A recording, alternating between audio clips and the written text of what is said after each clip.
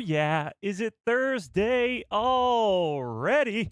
We got to talk about this. The Disney parks are finally changing. No longer set in the sequel trilogy time period, we are going to be seeing original trilogy characters finally at Galaxy's Edge, and the Legacy of Vader comic just came to an end and left it extremely open-ended for a possible Hunt for Ben Solo movie in the return of everybody's, I say that, not everybody, but most people's favorite character of the sequel trilogy, Ben Solo's return. We also got to talk about The Mandalorian and Grogu, and of course, as always, these Ahsoka Season 2 leaks, because oh my god, does this show have me excited.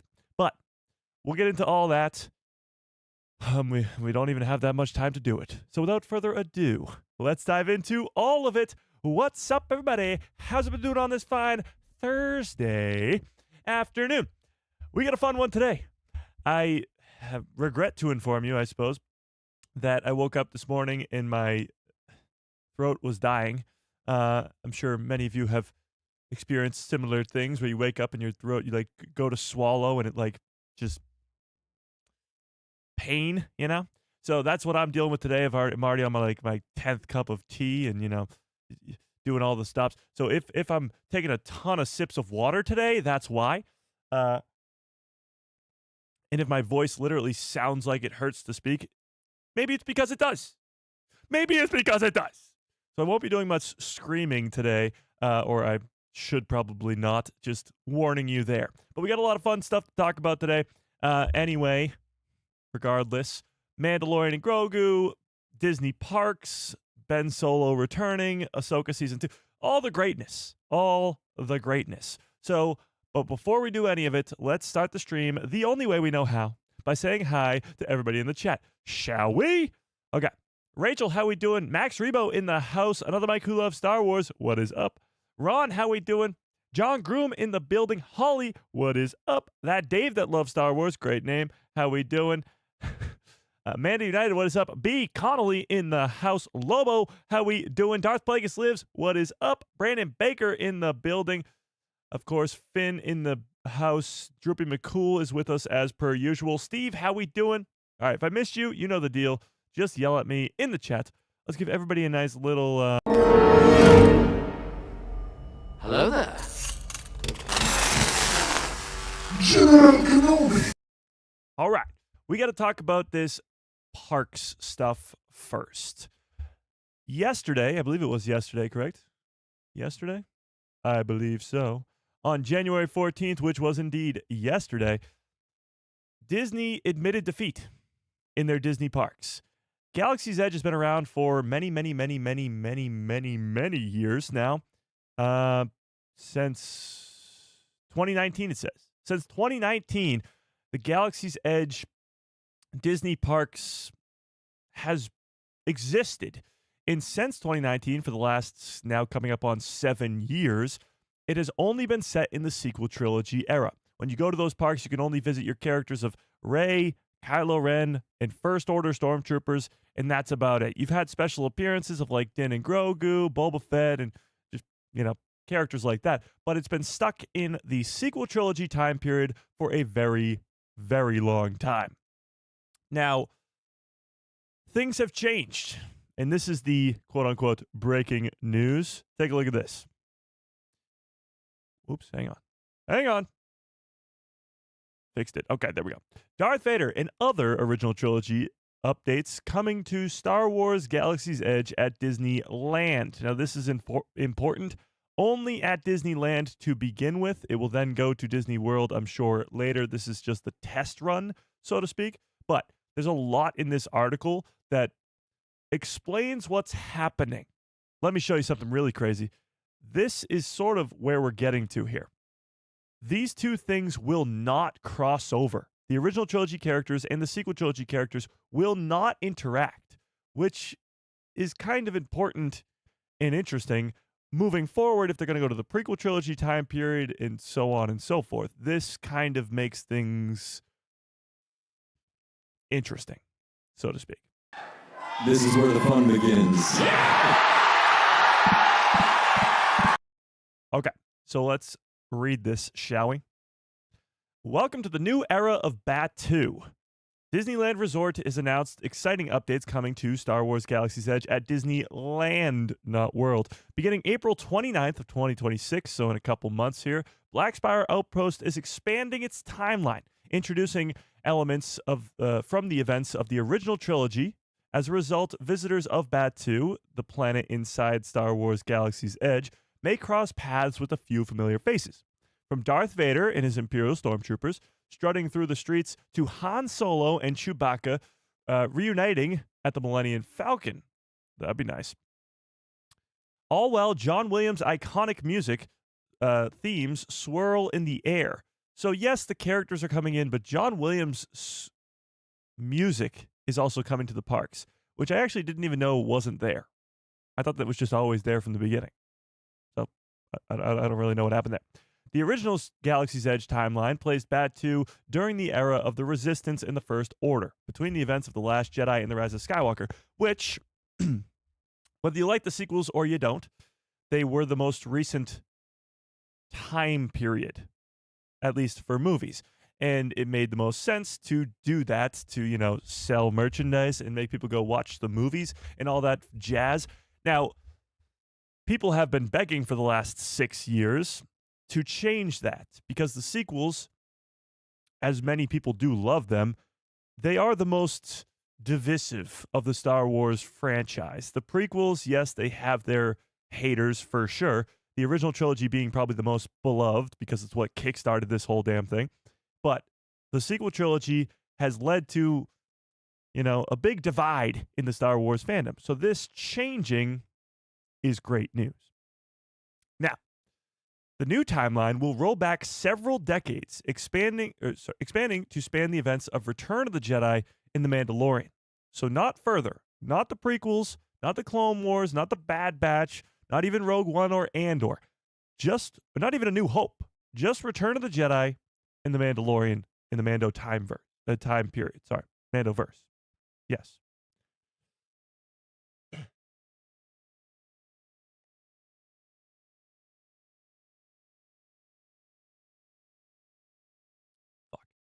Okay, sorry.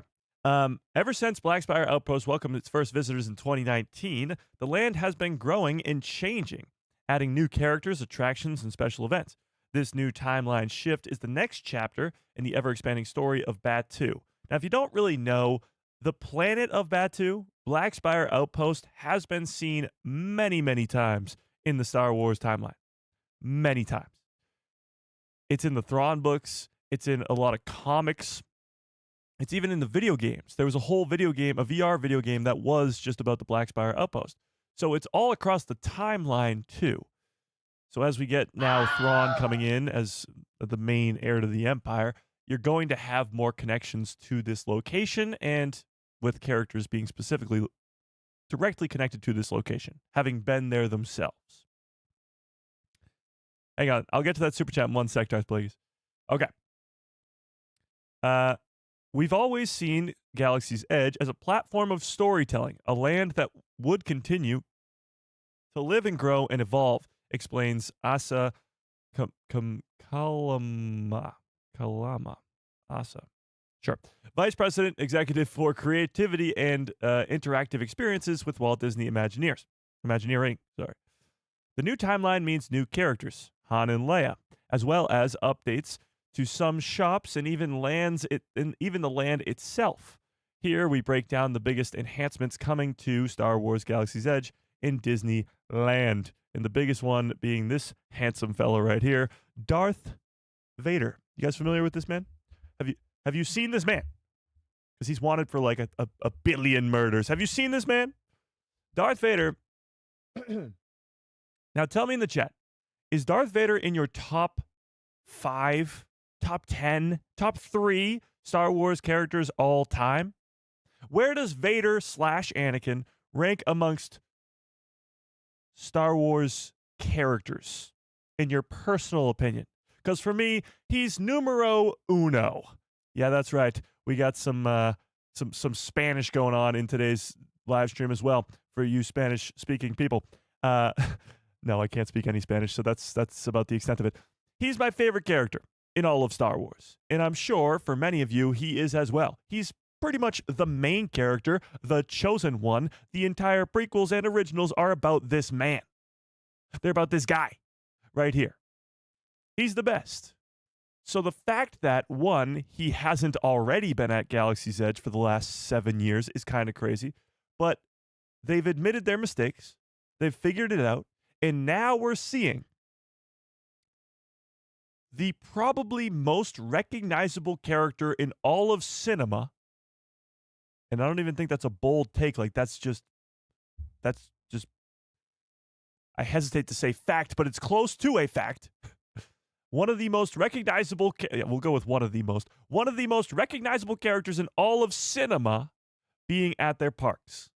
Because the sequel trilogy, as I mentioned before, is an extremely divided topic. Characters like Kylo Ren, Rey, not everybody agrees that they're great characters. But when you look at this man, when you look at that guy right there, he's going to draw people to go to the parks. He's going to be the one that everybody wants to go take their picture with, even though he's, horrible and evil and, kills countless people throughout his time as Vader. He's not the best personally. But he's a fan favorite character that will draw normies, geeks, nerds, everybody who loves Star Wars loves this guy for the most part. And they will want to go see him at Galaxy's Edge. So you have just drawn in a brand new section of the Star Wars fandom who had zero interest in going to the parks. Zero. Continuing. Okay. Familiar faces and new visitors. Wandering through Black Spire Outpost, you never know who you might bump into. Beginning at the end of April in 2026, Darth Vader will be landing at Batuu, joined by menacing Imperial stormtroopers. We knew Vader had to arrive, explains Michael Serna. Michael, great name. Executive producer, director at Disney Live Entertainment. He's the iconic villain, the best villain ever, in my opinion, and mine as well, Michael. Great minds think alike. When you think of greatest villains of all time, you think of Vader. You think of the Joker, maybe, from Batman. You think of, I guess now you'd think of like Thanos because of the multiverse saga, or sorry, the Infinity War saga from the MCU and how big that was. But before Thanos and before all that, you'd probably think like Doctor Doom. I don't know. What other iconic villains even come close to this guy? If I say villain, what do you think? If I say villain, not Star Wars villain, just villain in general, who's the first person that comes to mind? Doctor Doom? Okay. Lex Luthor, that's a great one too. Lex Luthor's a good one, for sure.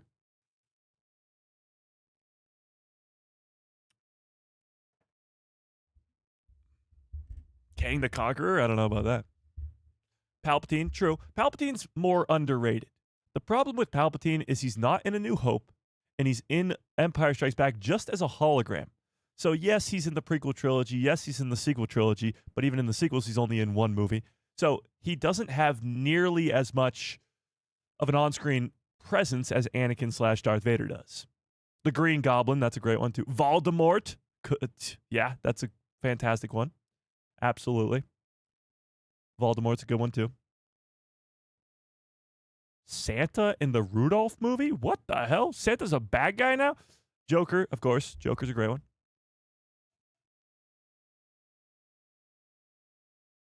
But of all those people that you guys just listed, Vader is by far the most well-known to anybody, not just a Star Wars fan, just to the normie person. Everybody knows the line, Luke, I am your father, even though that's not the line. Everybody knows that line, and they know that, I guess, because it's the greatest plot twist in cinema. Freddy Krueger's a good one, too. Saruman, great one. Or Sauron, I guess. Sauron and Saruman. Yeah. The Penguin? That's a reach. Poison Ivy. See, now we're just reaching. I'm talking iconic villains, not side villains. Yeah. Okay. Continuing. One of the lesser known facts about the TIE Echelon is that it's actually an Imperial era ship. Interesting. So that's what I was wondering. Are they going to change the physical appearance of a lot of these places? Because the Millennium Falcon is there, and this ship right here, this TIE Echelon, apparently, this is where Kylo Ren is. This is where the First Order is. But supposedly, this is a Imperial era ship. It carries the same colors and markings as all TIEs from that era did. Since Galaxy's Edge debuted, this craft has belonged to Kylo Ren, making it sort of a vintage car. Okay. So canonically, it aligns with the new updated timeline that we are now celebrating. So this ship will not change, is pretty much what they're saying there. Unfortunately for the rebels, some powerful allies might... Fortunately, not unfortunately, for the rebels, some powerful allies are heading to Black Spire Outpost 2. Luke Skywalker will be making an appearance, joined by Han Solo and Leia.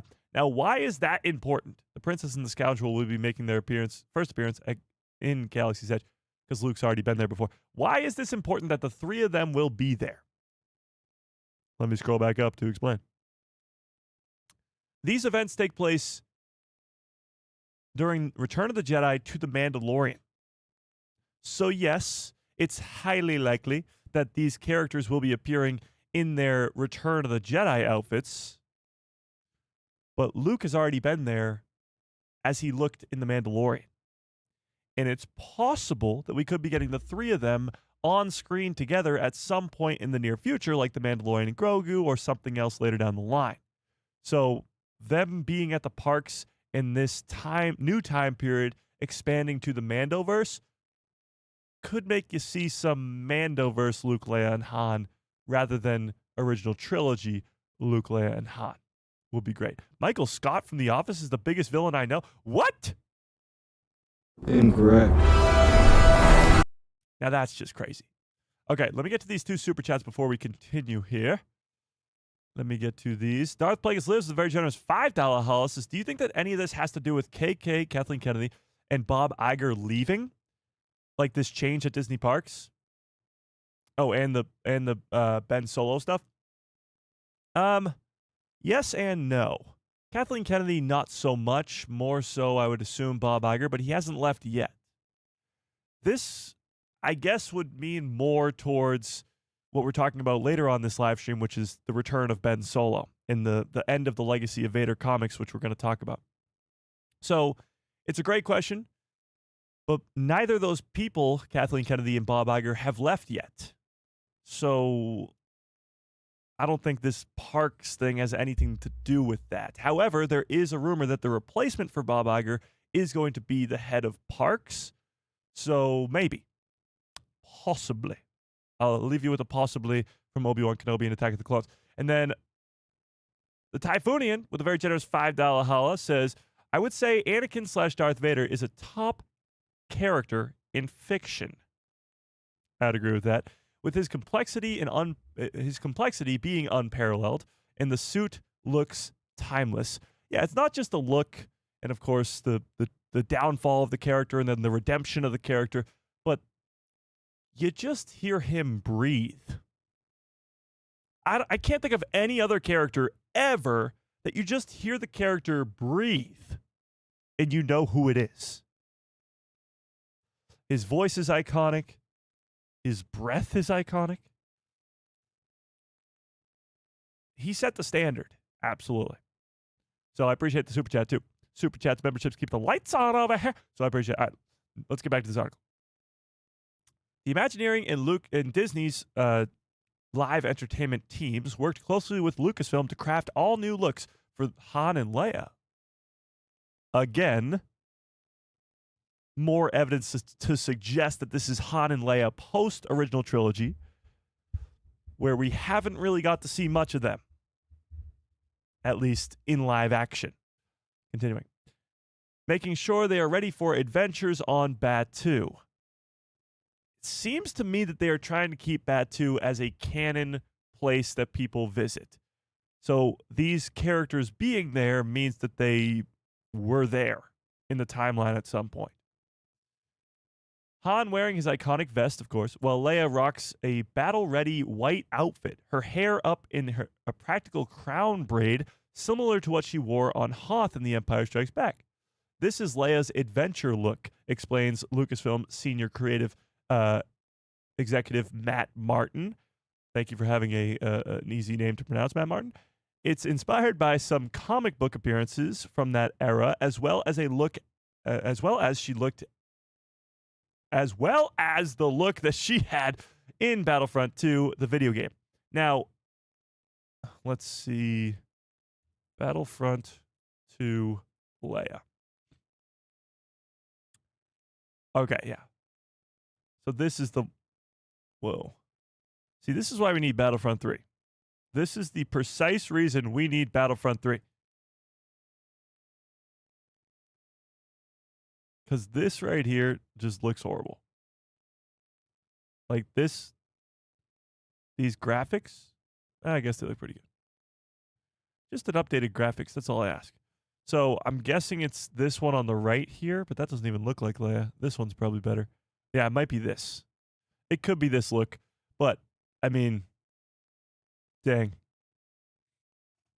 I feel bad for the actress who has to wear this in the, 90-degree weather of California.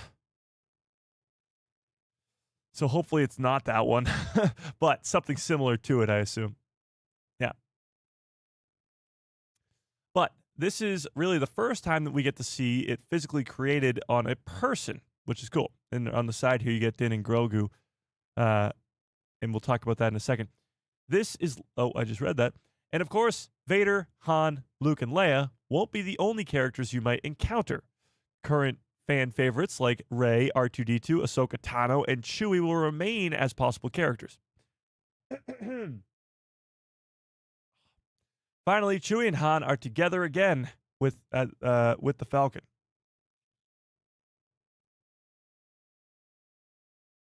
Okay.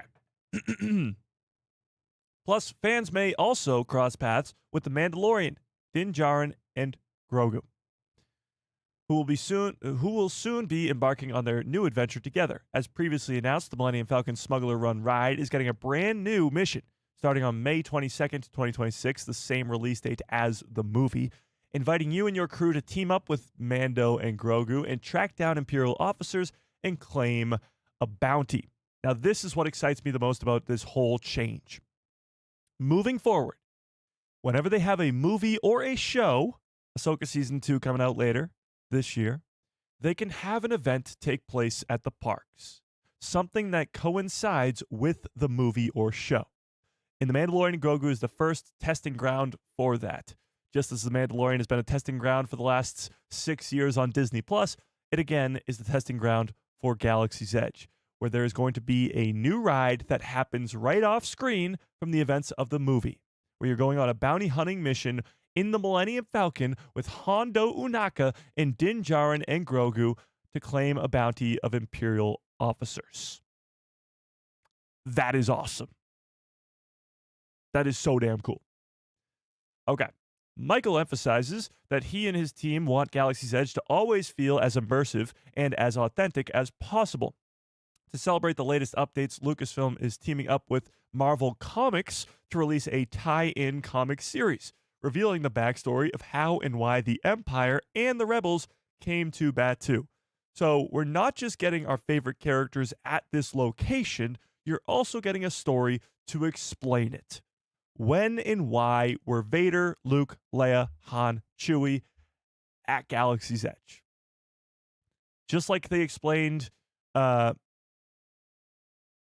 being there in the books, and you even had I guess if you go back to the Halcyon Cruiser, the hotel, the all-immersive billion-trillion-dollar a night hotel, that was also had a comic run to it to explain that like Han and Leia went on the ship and whatever. So they're going to do that again, canon comic that ties into how the Empire and Rebels came to be on Batuu. Bringing in all these familiar faces means that you never know who you might encounter under the spire. Rey, for example, might pop up closer to the Rise of Resistance ride, which is going to remain unchanged, which is confirmed right there. While you might catch Mando and Ahsoka wandering through the bustling marketplace. So these characters are not going to be in places they wouldn't be. Rey will be near the Rise of Resistance stuff. The newer character, or the older characters, I suppose, the original trilogy characters will be around the original trilogy stuff. And then the more neutral locations, like the marketplace, is where you'll see Mando and Ahsoka and other characters of that sort wandering around. And of course, R2-D2 will be roaming through there as well. Because he's, R2's in every story you could possibly imagine, so he's always going to be there. He will always be there. Now, familiar locations. So they're changing the actual physical landscape. I guess locations, not the landscape of it, but every corner of the Black Spire outpost has a rich history, and rolling back through the timeline means that fans can experience some familiar locations in a new way. This is what I was explaining why I'm so excited for a movie like Dawn of the Jedi. Because we've been to hundreds, probably, of planets in Star Wars. I don't know the exact number, but it's a lot. And all those planets have specific looks to them. For example, Tatooine's a desert. Mustafar is a lava planet. Hoth is a snowy planet. All that. So some planets, like Mustafar and like Tatooine, they change over time. Or Kamino, for example. Kamino wasn't always completely underwater. Tatooine wasn't always completely a desert. That changes over thousands and thousands of years. Now, when you go to the Dawn of the Jedi, which is 25,000 years before everything else, you can see how those planets changed. Even smaller details. In The Mandalorian Season 2, Grogu sits on the Seeing Stone on Tython. Tython is where one of the first, if not the first, Jedi Temple is ever created. So seeing that get created for the first time and be in its prime during the Dawn of the Jedi versus seeing it completely overgrown and pretty much destroyed by the time of The Mandalorian. That's what they're doing here with the park. Now you have an added story of the same location, but different characters and different stories being told. Just like we're assuming that Naboo might be in Star Wars Starfighter, because they filmed in Italy and on the Mediterranean Sea, and it could be that we're going back to the planet that started it all the way back with Palpatine and Padme back in The Phantom Menace. But now you're seeing it close to 100 years later. Things have changed, and things have changed drastically. And that's the same with this park. So, where was I? Oh, yeah. Familiar locations in a brand new way. We are also thoughtfully going back and thinking about all the backstories that some of the shops that exist in the land. We are set in a new era, so some are run by new proprietors, which is interesting. I don't really know the whole lore of the parks here, but I know that like Olga's Cantina, whatever that is, might be now owned by a different person. Yeah. The biggest change is coming from the exiting First Order cargo, which will be getting a refresh under the new Black Spire surplus. Interesting. So before the First Order took over, it's Black Spire surplus. Located near the TIE echelon, Martin describes it as a sort of military supply shop. So even the shops themselves are changing, which is pretty cool. We're going to see some things from the Rebels, too. We're going to see things from the Empire. It'll be a one-stop shop for faction gear. Nice. That's pretty cool as well. Okay, it goes on to do... Oh. The shop is rich backstory, so it goes on to that stuff. Clone troopers, whatever. Yeah, that was my boy right there. So this is where I think I was like, how could they not have already had John Williams' score blasting through the parks? They're changing the soundtrack. Music has always been a key element to Galaxy's Edge, and now the soundtrack is expanding too. As you wander through the market and stand under the Millennium Falcon, you'll now hear themes from John Williams' iconic score, pulled from the first 6 films. which means you can be hearing the Cantina band while you're inside the Cantina, which hasn't been there already, which is kind of, odd to me. Strange. But that's pretty cool as well.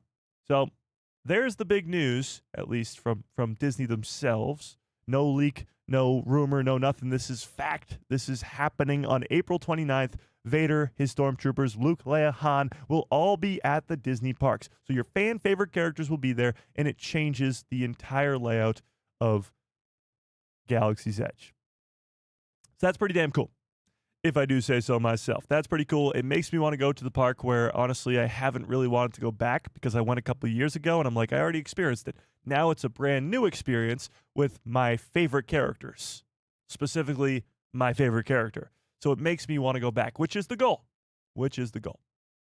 All right. Samacram with the very generous $5 holla, I appreciate that quite a bit, says, what if Thrawn finds Maul's bones with Night Sister Magic GPS on Tatooine, going to Dothamir, and the Great Mothers resurrect Thrawn? And he says, not again.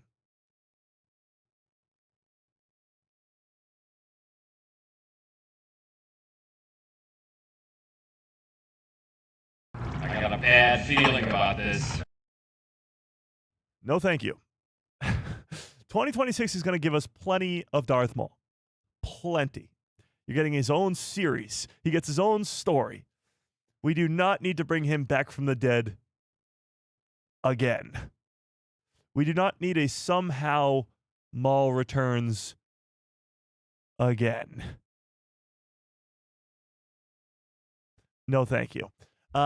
Yeah, I think we'll get our Maul fix for sure at some point, in his own show. And his death is too perfect to go back and even mess with that. Probably one of the most iconic scenes in all of Star Wars, his death on Tatooine. So, no, thank you. No, thank you. No thanks. But I appreciate the super chat. I really, really do. I really, really do. All right, let's talk about the hunt for Ben Solo, specifically this Legacy of Vader comic. Now, I'm going to put up a poll in the chat because this has changed everything. The possibility of Ben Solo returning was sort of a fanboy dream for a while, and then Adam Driver comes along and confirms that there was a movie in the works and that it was canceled. So that hope was brought up and then taken away. And now the hope has been brought up yet again, thanks to this Legacy of Vader comic run. Now, before I even go into what happened and all that stuff, let's put up a poll. Do you want, not do you think, but do you want Ben Solo to return to Star Wars? Yes or no? Yes or no? And as you do that, let's take a look at this. So, warning here, spoiler alert for the Legacy of Vader comic run. It's been going on for months and months and months, and it did just end this last week here. So, spoiler alert for the ending, spoiler alert for the entire run. We've been talking about it for months and months and months, how it's explained where the Knights of Ren were, and how it's given us this incredible story with Kylo Ren set in between the time of The Last Jedi and The Rise of Skywalker. So, spoiler alert, because this gets so good. Let's take a look at this. All right. This is coming from IGN, this article, but Star Wars, what happens when Kylo Ren meets Darth Vader? This is what happened. Not only did we get Kylo Ren versus Darth Vader, but we got Kylo Ren versus Ben Solo. I know, sounds crazy, but just stay with me here. Marvel's Star Wars Legacy of Vader series has been busy filling in the year-long gap between The Last Jedi and The Rise of Skywalker. Just like the gaps between the prequel movies or the original trilogy movies, they're being filled out by comics. Past issues have revealed what the Knights of Ren were up to during this time period, and even chronicled a surprise return between Kylo Ren and the ghost of Luke Skywalker. There's been a lot of Force ghosty type stuff, or I guess afterlife things. Kylo Ren is going into other realms, for lack of a better word. Other realms within the Star Wars universe where he's talking to Luke Skywalker. He's seeing Qui-Gon and Yoda and Obi-Wan. Not Anakin, but still.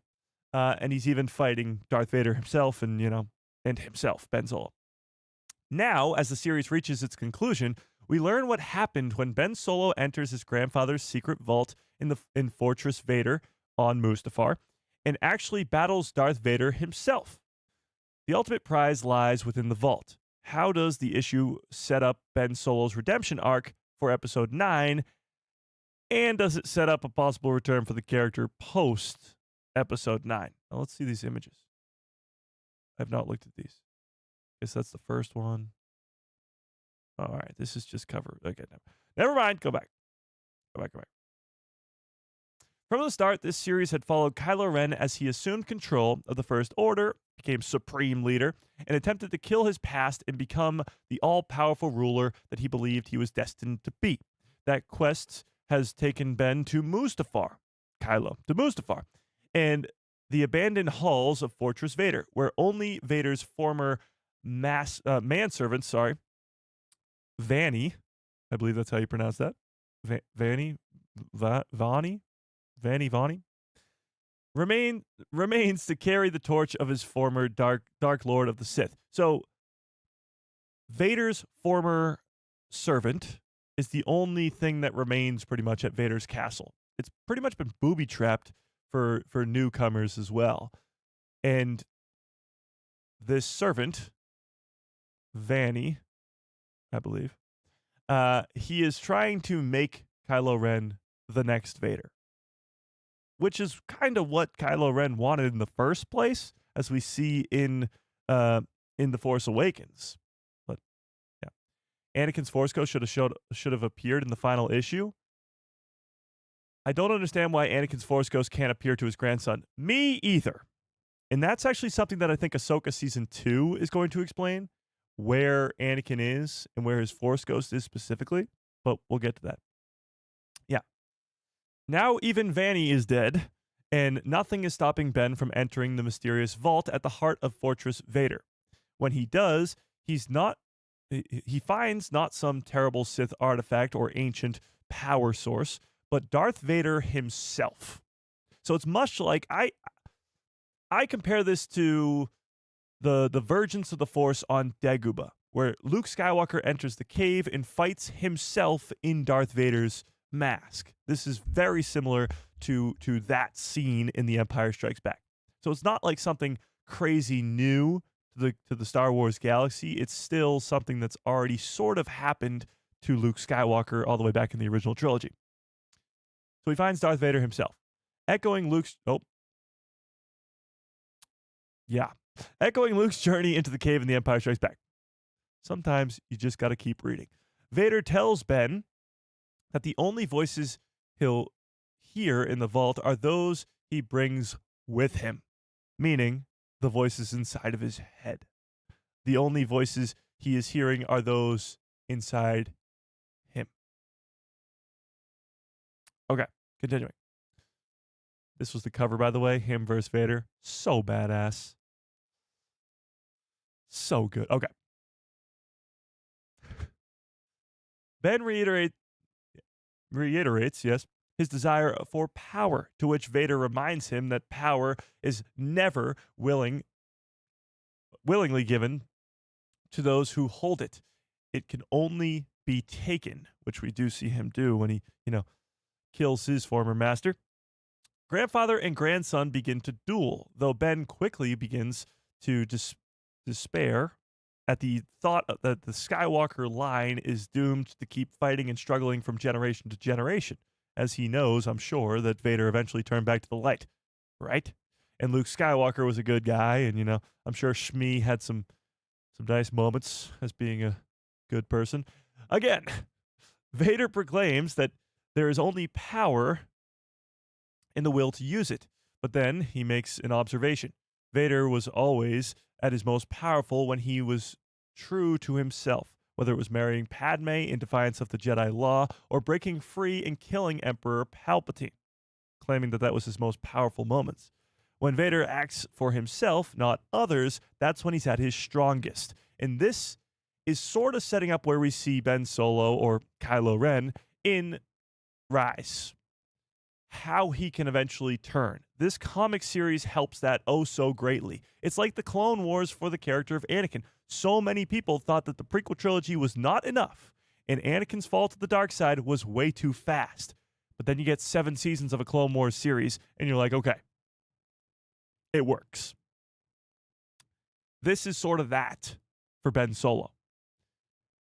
But instead of Anakin's fall to the dark side, it's Ben Solo's redemption. Because some people thought that Ben Solo's redemption was too quick in the sequel trilogy, specifically in The Rise of Skywalker. And now this comic run, his conversations with Luke, his conversations with himself and with Vader, this is all leading to what eventually becomes Ben's turn to the light, so to speak. So, Vader then removes his helmet and reveals the true face under the helmet being Ben Solo himself. This is the version of Ben free of the corruptive influence of the dark side. So this is light side Ben Solo. This is the version of, I just read that. He tells his other self that Kylo Ren has always been weak because he acts without purpose. He's been manipulated his whole life by other people. Palpatine, Snoke, I guess they're one and the same, but still, he's been manipulated his whole life.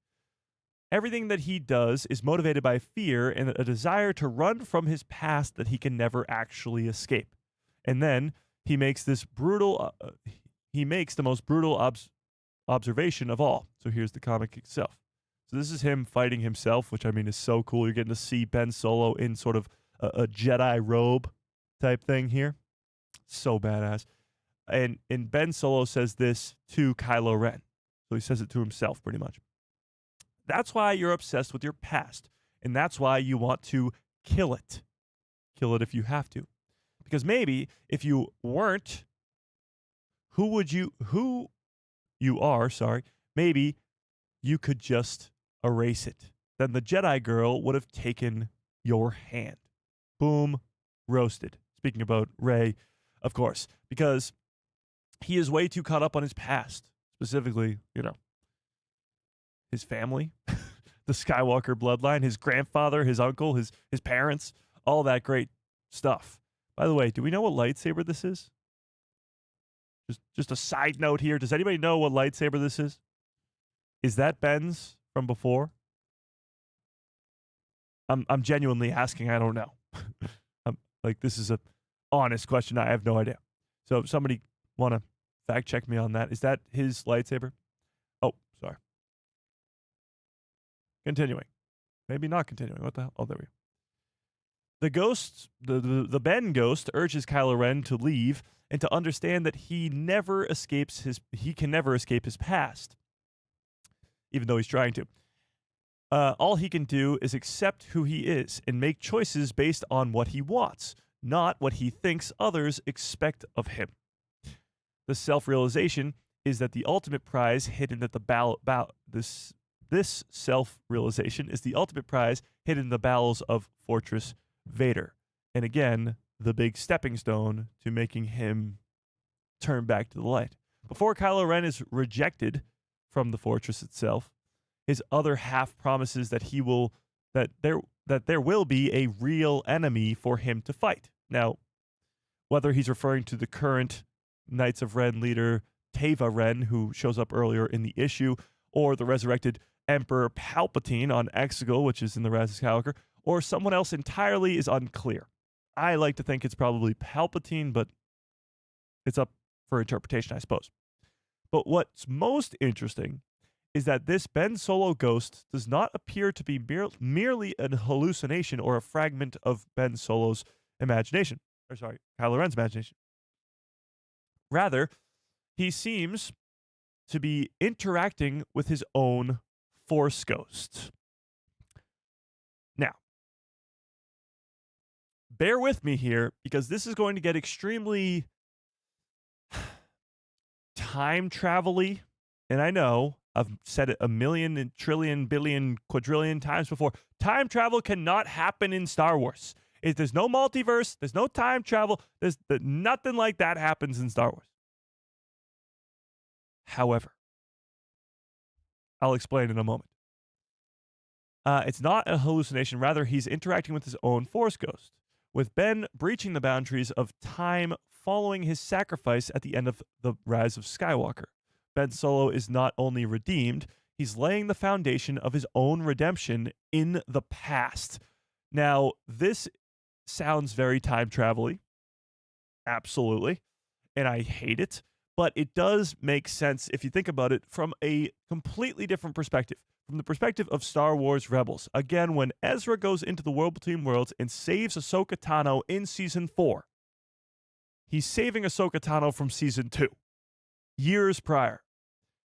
That event happened in real time, so it always ended that way. Ahsoka never dies on Malachor 5. She is always rescued by Ezra. That's a set canon event in the timeline, just as I believe this to be. It can explain a few things.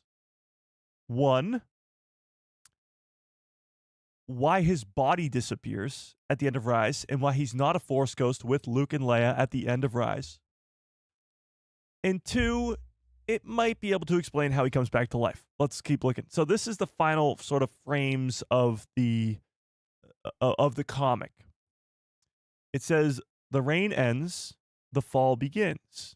Kylo Ren, ... will return.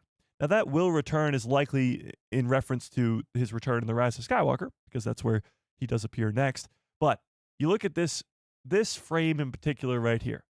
A Force ghost looking being standing there. A Ben Solo Force ghost. Now my question to you, Jen, is do you think this is actually him, and he maybe, just maybe, enters the world between worlds as he dies in the Rise of Skywalker, just as Ahsoka did in the first season of Ahsoka? Maybe Anakin pulls him through. Maybe Luke Skywalker pulls him through. I don't know. But do you think that this is Ben Solo's Force ghost going back, just as Ezra did to Ahsoka, going back and helping himself? What do we think? What do we think? And as you do say that, let me finish off this article because we don't have that much more. This issue ends with the tease proclaiming, the reign ends, the fall begins. Kylo Ren will return. That certainly suggests that, well, Legacy of Vader, number 12, marks the end of the current series. Writer Charles Soule and artist Luke Ross have a follow-up project in the works. I don't know if that's what they mean by that, but maybe. All the Marvel's current going on Star Wars titles end by March 2026, leaving only Star Wars Shadow of Maul, a prequel to the animated series. We assume Marvel will be announcing a new line of Star Wars comics soon, likely in time for Star Wars Day in May. I don't know if it will be a continuation of Legacy of Vader. This does seem like a one-off thing. However, the Hunt for Ben Solo movie script has been canceled. Would they do it in a comic run? Now, personally, I would hate that. A story that important, a return of a character, Ben Solo, that level, needs to be told on screen, whether it's in a show or a movie, preferably a movie. But if they got denied to do a movie, if they got denied to tell that story in live action, would you prefer it be done in a comic or not at all? Tell me in the chat. And while you do so, let me get to this super chat. Oh, hang on. What just happened? Yeah.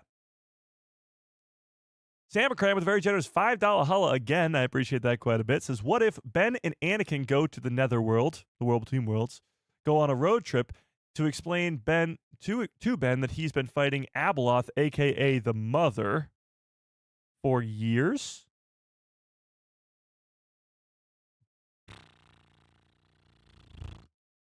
I love me a crazy theory that's too crazy. That's way too crazy. The Abeloth of it all, the fact that she could be introduced in Ahsoka Season 2 is definitely on the table. However, to implement Abeloth into the plot of the sequels, to just inject her in there would not make any sense at all. So she can be a villain before the sequels and even a villain after the sequels. But no, I don't think that's possible. No. I don't think so. The problem with comics is that they get retconned. I don't want to get too invested. They need to build his character in a show with him and Luke. True. Star Wars comics have been retconned in the past. Absolutely. The problem with that, though, is that 99.8% of Star Wars comics that are canon do not get retconned. They remain the same.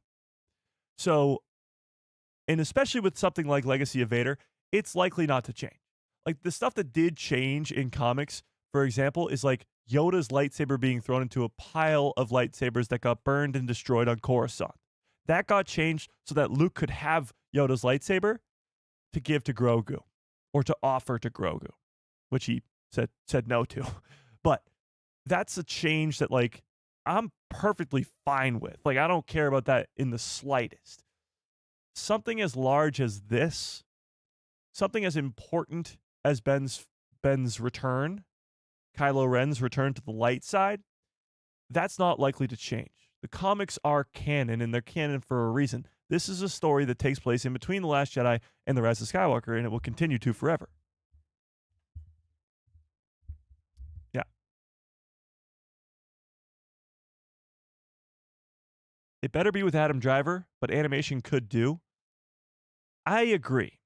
I think when you have Adam Driver wanting to come back, you have an Oscar-winning director wanting to do it, you spent $3 million on a script to do it, and not only that, going back to the first super chat we got today from Darth Plagueis, do I think that all this stuff from the Ben Solo and Galaxy's Edge, all these changes are coming because Kathleen Kennedy's on her way out the door? No. Bob Iger, sure, maybe. But Kathleen Kennedy, absolutely not. She was fully on board this Ben Solo stuff. She wanted it to happen. She greenlit the $3 million script. For over 2 years, they worked on this project. So she was fully on board the hunt for Ben Solo. And so was Dave Filoni. And Dave Filoni's the one, supposedly, taking the reins. Yeah. Palpatine is actually Abeloth in disguise. I wouldn't like that. I wouldn't like that. Even though people don't like the somehow Palpatine returns stuff, they've explained it far too much now. Project Necromancer, The Bad Batch, The Mandalorian. Like there is so much books, comics, shows, live action animation, all of it to explain Palpatine's return that at this point, if you just said it's Abeloth all along, it would be a disaster. It would be so bad. No, thank you. No. Wait. Yeah. Mike, I got a cool theory. I love me a cool theory. Maybe Ben and Rey are mortal reincarnations of the son and daughter, and that's why the dyad is there. It explains why Palpatine got so powerful, and Abeloth is the new big bad. The dyad is something that needs to be explored for sure. Do I think they're the son and the daughter? They would have been born way too late. The son and the daughter die in the Clone Wars. Ben and Rey aren't born till years and years after that. The argument, I guess, that could be made is that the son and the daughter could be Luke and Leia, because they're born shortly after the son and daughter die in legend. I mean, in canon, but in the Clone Wars. Now, Luke and Leia, of course, Luke is not evil. Or is he? Now, Ahsoka's definitely the daughter. They literally, infused her with the daughter's life essence. The son is up for grabs. I think Baylan Skoll's a good option. I think Baylan Skoll's a good option. I would say Darth Maul, but he's already dead. So, yeah. The dyad's only mentioned in one movie. True. But that doesn't mean it's not something that exists still. That's like saying the Sith weren't mentioned on screen until the prequels, but they were still a thing in the originals. You know? Yeah. After Disney took over, they promised that all books and comics would be canon now, and they are. Things have changed, like I mentioned before, the Yoda's lightsaber. But again, it's not like the end of the world. Revan and Bastila were a dyad. That's kind of up in the air because Revan and Bastila were created before the dyad idea was created. So technically, I guess if they do a canon version of those characters, then they could, in fact, be a dyad in the Force. But as of right now, they are not. No. Not yet, at least. Can I get some good cups follow orders in the chat, please? Bum-ba. Well, let's get back to Ben Solo for a second here. The comic ending in this way, it does leave... It leaves Star Wars fans, first and foremost, scratching their heads, let's say. This specific one, this image of him as a Force ghost, the fact that he was physically there as Ben Solo, makes me think of Ezra in Rebels. Ezra going back and saving Ahsoka in the World Between Worlds. The fact that Ben Solo's body disappears at the end of Rise only helps the argument that he's still alive. Because if his body stayed there, like when Qui-Gon dies, it's highly unlikely that he's ever coming back. It's because it disappears, because we have Ahsoka, because we have the World Between Worlds explained throughout those projects, there is the possibility to bring him back to life. And now this comic could be utilizing that to further explore the idea of Ben's disappearance at the end of the movie. Because he doesn't show up as a Force ghost after the fact. He could still be alive. Well, not technically alive, but he could be brought back to life. Like Ahsoka does in Ahsoka Season 1. And his body disappears until he appears again.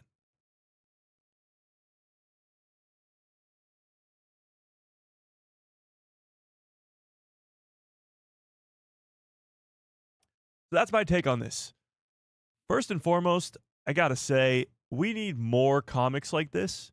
Because Legacy of Vader, when it was announced, was like, okay, cool, whatever. It's a Kylo Ren story. The sequel trilogy is, a very shaky topic. People don't want stuff involving that, but they attached it to Vader. We're excited for that. And then it just absolutely blew our minds pretty much every single month when we got a new issue. So it helped explain a lot of... for me personally, plot holes in the sequel trilogy, the Knights of Ren being the biggest one. Why are these badass characters only in the last episode? Where were they? And that explains it.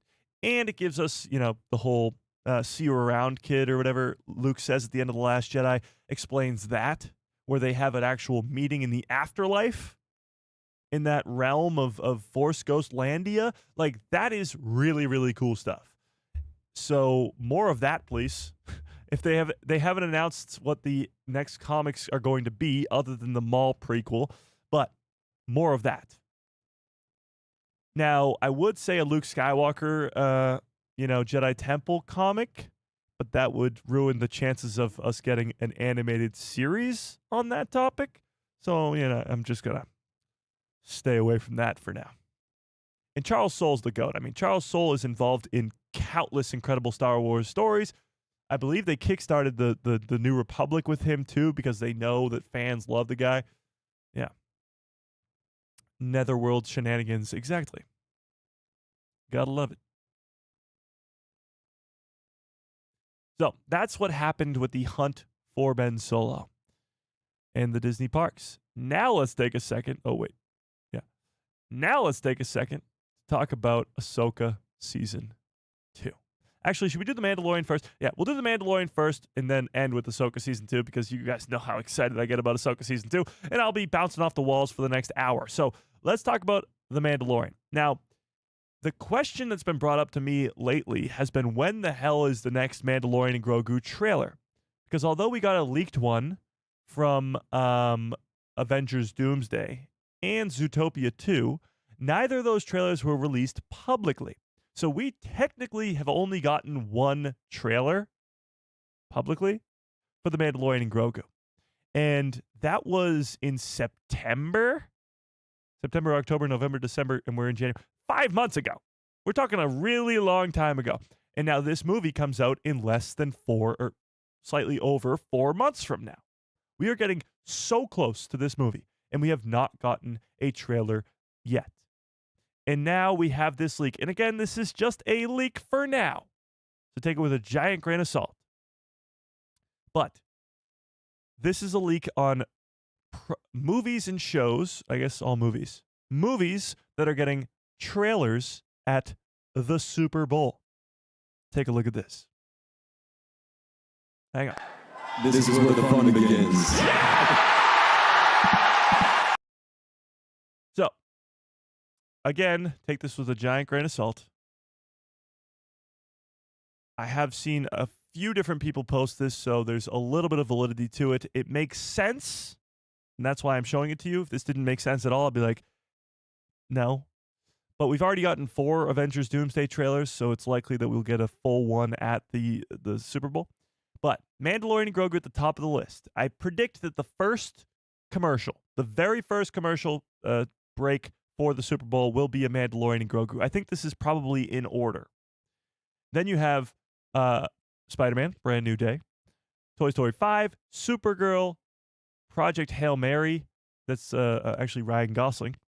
Shout out to Starfighter. Ryan Gosling's new movie right there. And then Avengers Doomsday. So if you look here, Disney. I guess it's Sony, but you know. It's a Disney movie. It's a Spider-Man movie, so it's Marvel. So they sort of share the rights. So Disney. 4 Disney movies. Now, 2026 is a massive year for just content in general, but for Disney specifically, Toy Story 5. 4 and 3 both made $1 billion. A Star Wars movie, the last 4 of 5 made $1 billion. Avengers movie, the last 2, I believe, made $2 billion. Did Infinity War make $2 billion? I think it did. Either way, a lot of money. Supergirl is the second DCU movie after Superman last year. So that's a pretty big deal. And then again, I believe Project Hail Mary, let me look this up. When does Project Hail Mary come out? Here we go. This movie releases on March 20th. So of these movies on this list, the closest one to release at the time of the Super Bowl will be Project Hail Mary. So that'll be the big one for Amazon and MGM. And then in order, it goes that, because it told me it releases on March 20th, I think it said. So March 20th, May 22nd for Mandalorian and Grogu, then like mid-June, I think, for Toy Story, or late June, whatever it is. Supergirl is either early July or late June. Spider-Man is July, and then Avengers is the end of the year. So this is pretty damn exciting for me, because the Super Bowl, I believe, does anybody know the specific date of the Super Bowl? It's usually like the first or second weekend of February. So it should be, I don't know, February what? February 8th? Okay. February 8th is the Super Bowl? Is that, like, can we confirm? February 8th. Okay. So that means we are about, quick maths, about 25-ish, less than 25 days away from the next Mandalorian and Grogu trailer. That math was really bad, actually, right there. We are close. Let's put it that way. We are less than a month away, which is exciting, to say the least. Now, I assume we'll be getting new footage. I really hope so at this point, because we've been hanging on to this footage that we have for The Mandalorian and Grogu. When it comes to this movie, we've been talking about Ahsoka Season 2 leaks for the last 3 weeks, and we will continue to today. But when it comes to this movie in particular, we know so little. They are very, very good at keeping secrets when it comes to The Mandalorian. They were good at it when it was on Disney Plus. Very, very good at it when it was on Disney Plus, and they continue to be as it's going to be into the movie theaters. But look out for that Super Bowl commercial for The Mandalorian and Grogu movie. Now, there was one other thing I wanted to get to for The Mandalorian and Grogu. Let me see. Where was it? Oh, yes. Okay. Take a look at this. Yesterday. Oh, wait, what? Yesterday was the late, great Bill Weathers' birthday. Sorry, Carl Weathers. Bill Weathers is also a late great, but he's a late great musical artist. Carl Weathers. Carl Weathers, of course, plays Greef Karga in The Mandalorian. And there's a lot of question. Well, so first of all, happy birthdays to Carl Weathers in the chat, please. But his character is a big old question mark for this movie. What are they going to do about Carl? Greef Karga is pretty much a main character for the first 3 seasons of The Mandalorian. He's involved in countless adventures and missions with Din and Grogu. Not all of them. He's not involved in everything. But last we saw Din and Grogu, they were on Navarro. And last we saw of Greef Karga, he was the magistrate, I think they called him. The magistrate of Navarro. The leader. The mayor of Navarro. So what, how, who, why, who did the what, why? How are they going to deal with this character? What are they going to do with him? What do we think, Chet? Will he die? Will his character be killed off on screen or off screen? Or will they Cara Dune him and just send him away? Not for nothing, this picture right here, it looks like he's Doctor Strange. He's got the red cape on. He's got what looks to be the stone, the time stone right there on his, like, why is there a green crystal right there? Is he Doctor Strange? Is Greef Karga the Star Wars equivalent of Doctor Strange? High Magistrate, sorry. High Magistrate. My mistake. What are they going to do with Carl's character? Let's actually put up a poll in the chat here. Let's put up a poll. By the way, 74% of you do think that, still want the hunt for Ben Solo, or Ben Solo to return, I suppose I phrased it that way. But 75% of you guys, 75 to 25, math is math and nice. All right. Do you think Greef Karga will die in The Mandalorian and Grogu movie? Yes or no? Will he die? It's not just an interesting question, it's an important question, because he is an important character. You can't just tell the story and go into the movie and just neglect it. Act like it never happened. Something has to happen with this character. They either have to explain why he's not there, or they have to kill him off. So which would you prefer? And which do you think will happen? And if they do kill him, which right away a lot of you do think that he will die, if they do kill him, how are they going to do it? Off screen? I mean, I assume it will be off screen because you can't have Carl really do a death scene. How will they do it? If you cast your mind back, maybe about a month or two ago, we had this rumor that there was going to be this battle for Navarro in the Mandalorian and Grogu movie. Now, we've already had a battle for Navarro in Season 3 of The Mandalorian versus the Pirates, but this might be different. It could be for the Empire because, well, they destroyed an Imperial facility on Navarro, and I'm sure they're not that excited about that. It was a cloning facility, too, with a being inside of a bacta tank that looked like Snoke, so I'm sure it was pretty important. And they weren't happy about Greef Karga, Cara Dune, and Din Djarin going in there and destroying it. So maybe the Empire has come back to exact revenge. Could be. And maybe Greef Karga dies in all that battle. What if the movie ends with Greef Karga's death? Not begins, but ends. Here's how I think it could happen. They could take old footage, sure. They could take old footage from Carl to do anything, I suppose, like they did with Carrie Fisher in The Rise of Skywalker. That's possible. What if we get this incredible adventure with Din Djarin? It's this, they go fight the remnant of the Empire. We get some Hutts in there. You know, everything we've seen in the trailer. Sigourney Weaver is involved, sure. Zeb Orrelios is there.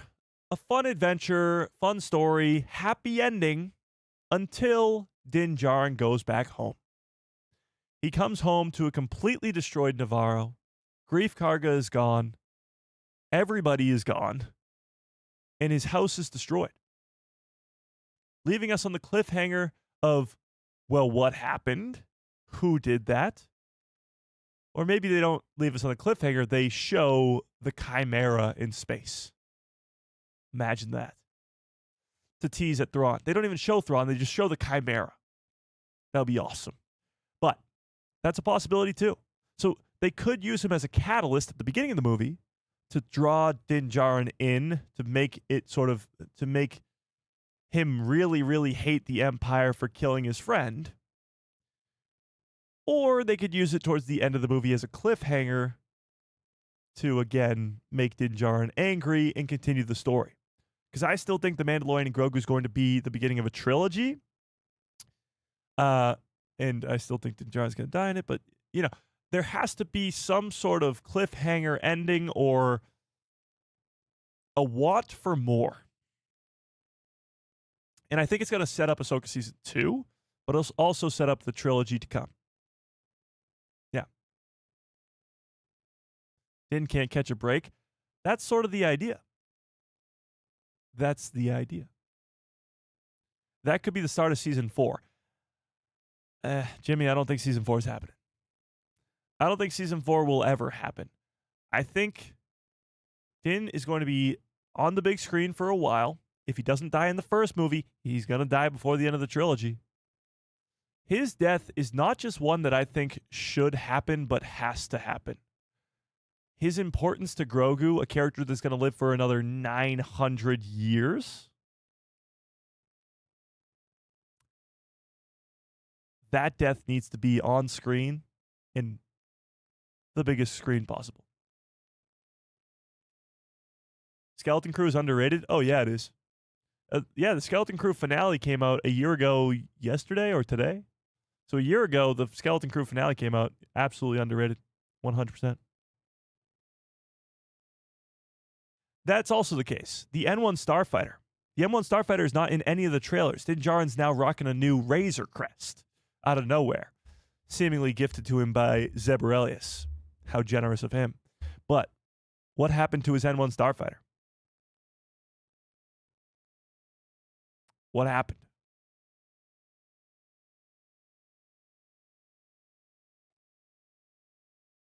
These are the questions I honestly have no answers to, but the fact that we don't know anything about this movie still and it's 4 months away, it's kind of crazy to me. Just a little crazy. Just a little crazy. But that's all I got really for The Mandalorian today. Let's talk Ahsoka Season 2. Wait. Just making sure. Yeah. Let's talk Ahsoka Season 2. So, about 2 weeks ago, or maybe 3 weeks ago? Whatever it was. A few weeks back, we were talking about this Battle of Dathomir. In Ahsoka Season 2, it's likely that we'll be seeing, again, this is just a rumor for now. These are all just leaks and rumors for now. We are likely to be seeing a battle for Dathomir. What first just started as Hera, Chopper, and maybe Ezra going to Dathomir on a secret mission has now turned into an all-out war for the planet. Now, that war will consist on the ground as well as in space, but it will allow us to get to see the big blue meanie, the Grand Admiral Thrawn, the heir to the Empire himself, in action. And by action, I don't mean like hand-to-hand combat or, with a lightsaber. I mean his strategical mind at work, completely destroying the New Republic in a battle. Just plain and simple with his mind. That is what excites me. The fact that we are getting this battle for Dathomir just proves exactly the point that we've all been talking about. Thrawn's going to take some big old W's in 2026, and one of them is going to consist of the New Republic absolutely getting decimated because he is that guy. He is so good. So we were talking about the Battle of Dathomir a couple weeks ago. Then last week, we got this incredible leak from Clone Wars concept art of these weird-looking creatures from the Clone Wars that look an awful lot like these creatures from concept art for Ahsoka Season 2. Got the same sort of 4 eyes and goatee-looking thing below the mask. It's the same being. It's the same creature.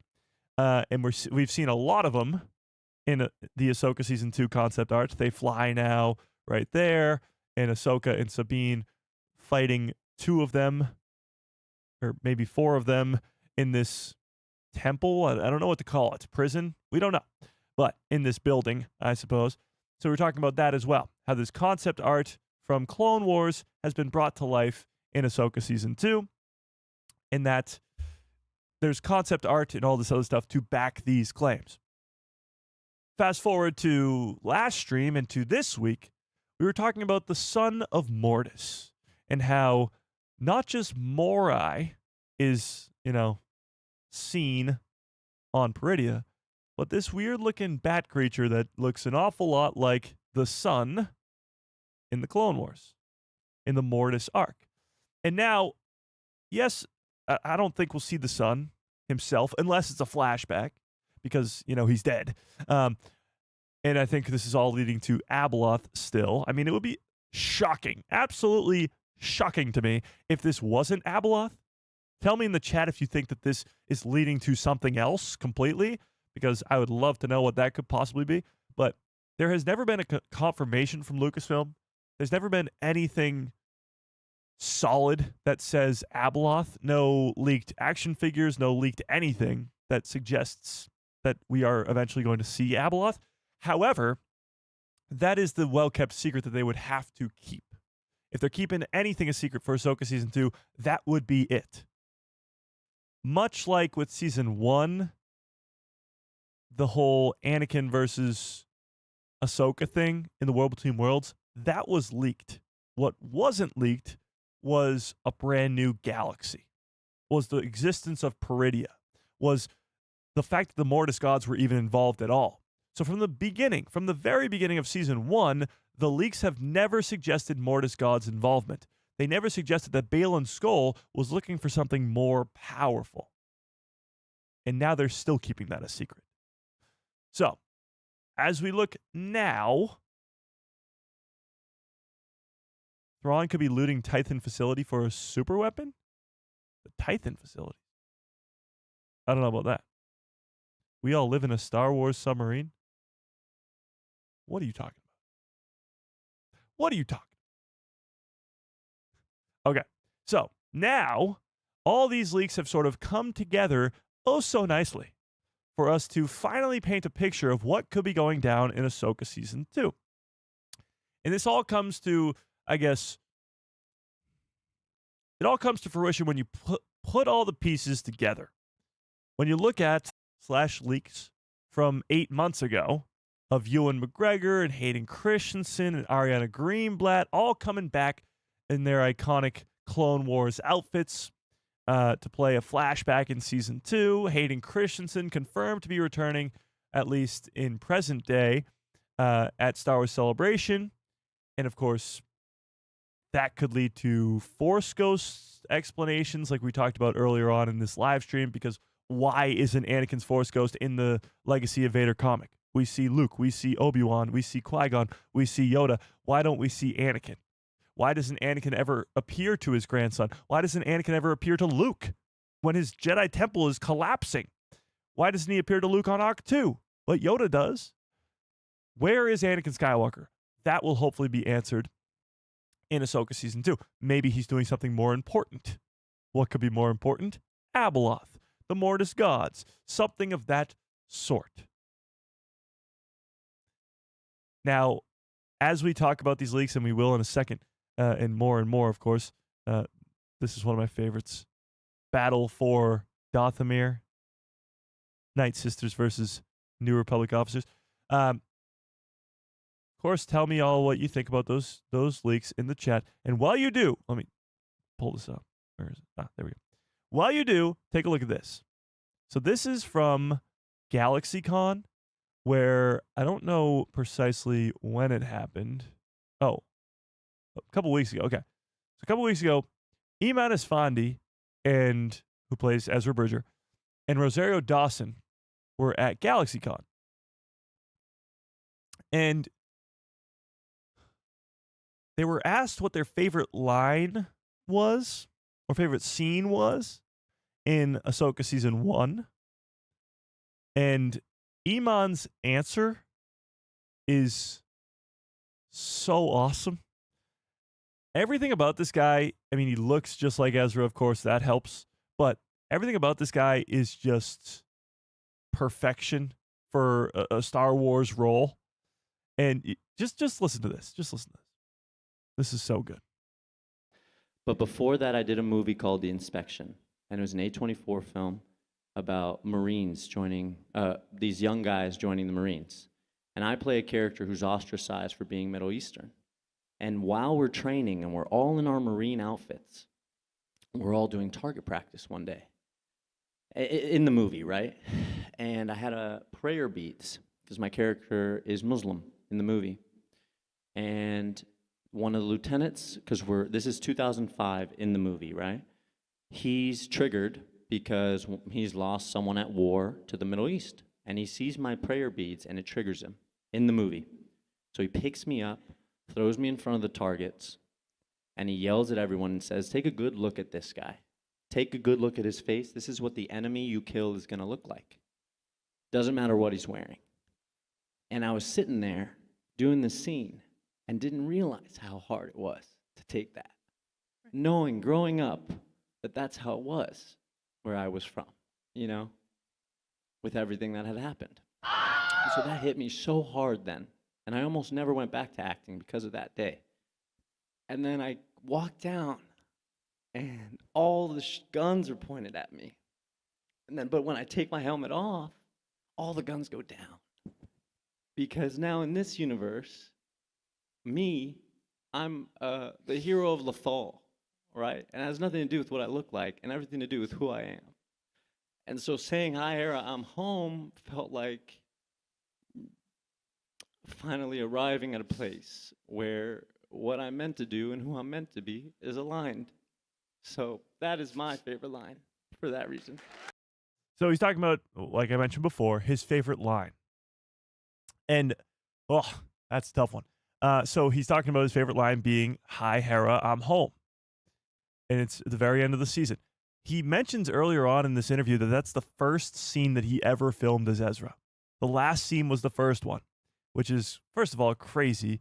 But his experience was he was working on an old war movie, or not old war movie, but, an A24 movie where he was playing a Marine, and this whole, this thing happens where he gets thrown in front and they say, "Look at this guy, he's the target," type deal.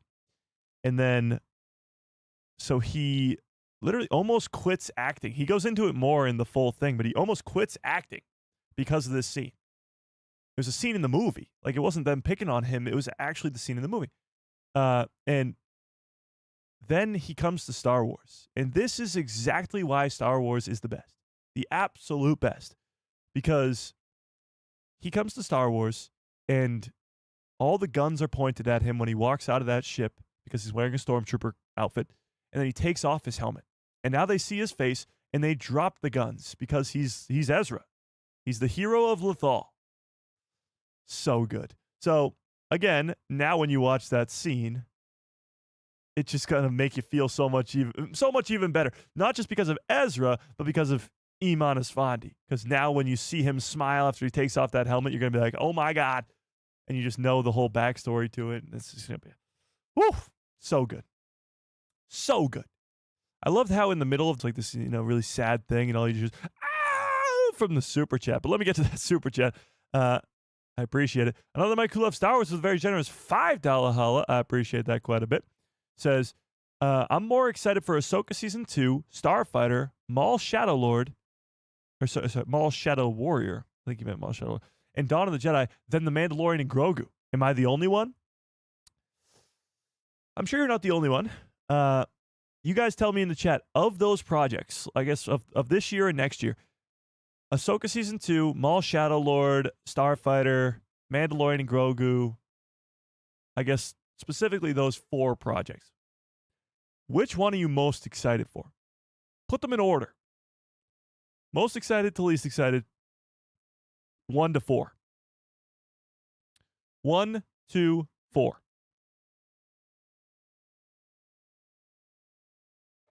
I'll do mine real quick while you guys type. Mine is absolutely, it's absolutely Ahsoka Season 2 at number 1.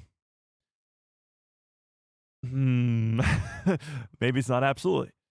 It's Ahsoka Season 2 at 1. That's for sure. 2, 2 might be The Mandalorian and Grogu. 3 is Maul Shadow Lord because of its, hopefully it's coming very, very soon. And then 4, I'd put Starfighter. But Starfighter is quickly climbing up the ranks because of the news that we got last week. Because of the lightsaber duel. The fact that, yes, Steven Spielberg was on set, the fact that Tom Cruise was on set and filmed a scene in a muddy pond, but the fact that it was a lightsaber duel makes me think we don't know a single thing about this movie, even though we know the cast and when it takes place in the timeline. We didn't think there was going to be lightsabers. We didn't think there was going to be anybody swinging a lightsaber. So that is definitely climbing up for sure. Don't forget about a new Tales. Well, we don't know for sure that we're getting a new Tales. I'd love a new Tales. We have gotten a Tales series for the last 3 years? No, 2 years? For the last May the 4th, last year it was Tales of the Underworld, and the year before was Tales of the Empire. So I would love another Tales this year, but I don't know if that's confirmed or not yet. Talkative Cargo Pilot, what's up? How we doing? Drift Spawn, how we doing? Hello there. So put it in order. Where are we at? And if there is another Tales, what would you want it to be? I'm always pushing for a Tales of the Jedi Season 2 because I think with Ahsoka and Dooku, they really hit their stride. And they have so many other important Jedi characters that need more exploration. I'd love a Balin Skull. I'd love a Kanan Jarrus. I'd love Yoda, of course. Qui-Gon, why not? Kit Fisto, Plo Koon. Any of them. Literally any of them. Okay, continuing. Put them in order. We got Ahsoka at 1, at Season 2 at 1. Then Maul Shadow Lord, then Starfighter, then The Mandalorian and Grogu. Okay. See, a lot of these lists, Starfighter at number 1. Wow. Ahsoka Season 2, Mando, then Maul. Don't judge me. I'm looking forward to the 10th Star Wars movie. Ahsoka Season 2, Maul, and then The Mandalorian and Grogu. No judgment here. Elliot, how we doing? Okay. A lot of people putting The Mandalorian either third or last. And the reason I think that is because we know so little about that project. We've been talking about Ahsoka Season 2 leaks for like 6 months now, probably even more than that. And Starfighter news has been very prevalent lately. Maul Shadow Lord is a continuation of Darth frickin' Maul's character. That's exciting. But when it comes to Mandalorian and Grogu, it's crickets. We don't know a single thing. I guess that's a lie. We don't know much. We'll put it that way. We don't know much about this movie at all. And that is what's hindering people's excitement because we don't know what to get excited about. With Starfighter, it's a lightsaber duel, filmed by Tom Cruise. Ryan Gosling is starring. Matt Smith is playing a brand new villain. Sean Levy is directing. That is all exciting. Ahsoka Season 2 leaks about a battle for Dathomir with Grand Admiral Thrawn at the helm. These giant creatures that were once Clone Wars concept art on Peridia, and a possibility of Abeloth. That is all extremely exciting. But when it comes to the Mandalorian and Grogu movie, all we know is that Sigourney Weaver's gonna be in it. I love me some Sigourney Weaver, don't get me wrong. Love her. But that's not plot. We got a bunch of Hutts slugging around. What's up with that? I don't know. We can make speculation and try to assume what we don't know. But that's just not, it doesn't work that way. We know more about the other projects, so much more, just off of leaks, rumors, and confirmed data from Sean Levy himself. So I believe that's why the hype for The Mandalorian is so low. But only time will tell. Only time will tell. All that could change if they just drop an incredible trailer at the Super Bowl in a couple weeks. That all changes. Yeah. Tales of the Kenobi. Nice. Tales of the Pilots. Interesting. Who would you focus on that? I want Balin Skoll at Disneyland. Well, now that's a possibility because Disneyland is focusing on the original trilogy and the Mandoverse as well. Tales of the Boken Jedi. Ooh. Boken Jedi, you could go Ezra and Shin Hati. That would be awesome. Or Luke or Leia. Yeah. My excitement for Dawn of the Jedi, Ahsoka, and Starfighter are equal than Maul, than Grogu. Oh, they're equal than Maul, than Grogu. Okay. What I'm excited about, Mando, is coming up to Boston and hanging out with Mike in the chat. Yeah, that'll be fun. So, as it gets closer, of course, we'll fill it out more. I'm going to open up like a Google sheet or something of that sort to try and figure out who will actually come and who won't. I've already gotten a bunch of you guys that said you would, so that's fantastic. And we'll, of course, watch that together in theaters. First Star Wars movie in 7 years with the people who love Star Wars. So that'll be fun. That will be fun indeed. Where the Bears win the Super Bowl? The Bears. No. Sadly, I don't know about sadly. Sadly to many of you guys. It's a great life I live up here. I'm a Patriots fan, you know? Drake May. Ever heard of him? Tom Brady. Ever heard of that guy?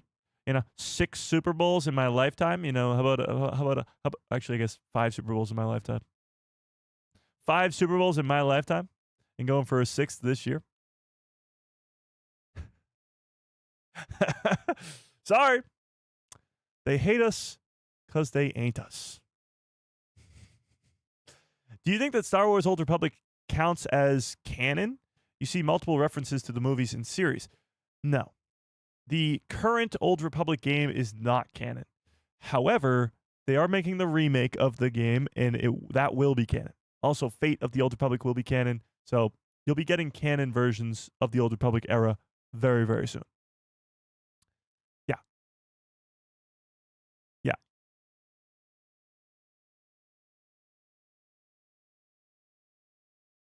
Ever hear of the NFC East? They beat their ass. Well, only one team can come out of the NFC. I don't know. The Pats have, being a Patriots fan, the last 6 years have been, we haven't made the playoffs. We've won 4 games last 2 years. So we've well overachieved this year. 14 wins, already made it through the first round. I'm satisfied. I'll take a Super Bowl. Don't get me wrong, but I'm pleasantly surprised with this second-year quarterback. The first year. Okay, this is not Star Wars. Okay, this is not Star Wars. Yeah. Okay. Where were we? Let me end this poll. Yeah, no, Houston's definitely good. Don't get me wrong. Their defense is nasty. Their offense sucked last week, or at least it did for the first half, but we'll see. We shall see. We shall see. We got to that. We got to that. We got to that. I feel like there's one other thing I wanted to get to here. Oh, they did post a trailer for this. This is the trailer that came out with the announcement for the parks switching it up.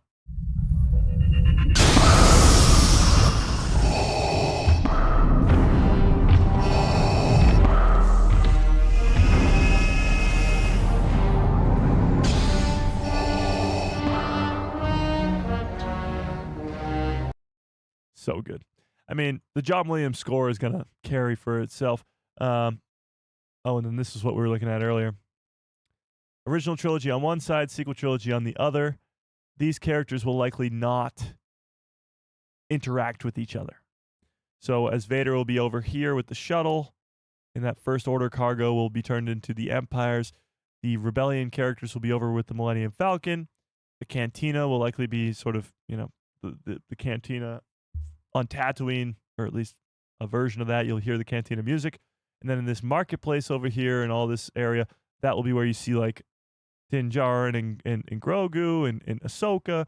And then on the left, all the way over here with the Rise of Resistance ride and all the other sequel trilogy stuff, that will be where Rey is. That will be where Kylo still is and all that stuff. Yeah. Pretty wild time for Star Wars. Pretty wild times. Finally, after all these years, we're getting original trilogy characters at the parks. It's just genius marketing.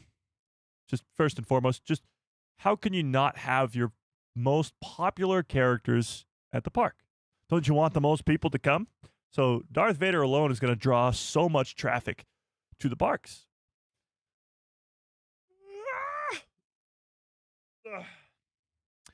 Well, I am going to get on out of here right now.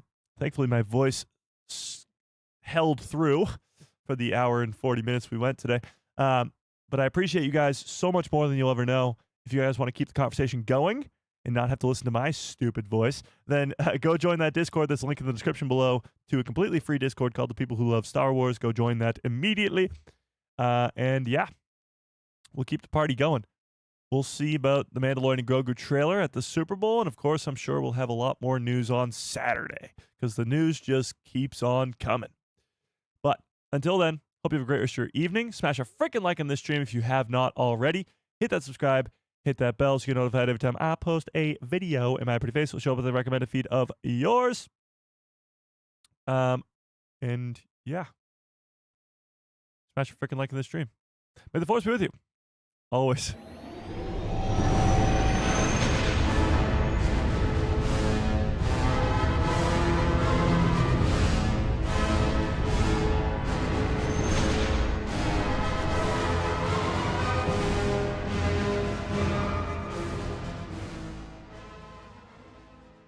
Oh, yeah. What a great stream. What a great show. You guys are the absolute best. I appreciate you all so much more than you'll ever know. This was quite the live stream. I mean, big changes for Disney parks. Kylo Ren might still be alive, or Ben Solo, I suppose. And he might be fighting his own Force Ghost in the afterlife / World Between Worlds land place. And yeah, things just keep getting crazier as Star Wars fans over here. But until next time, hope you have a great rest of your evening, great rest of your lives, and good night, everybody.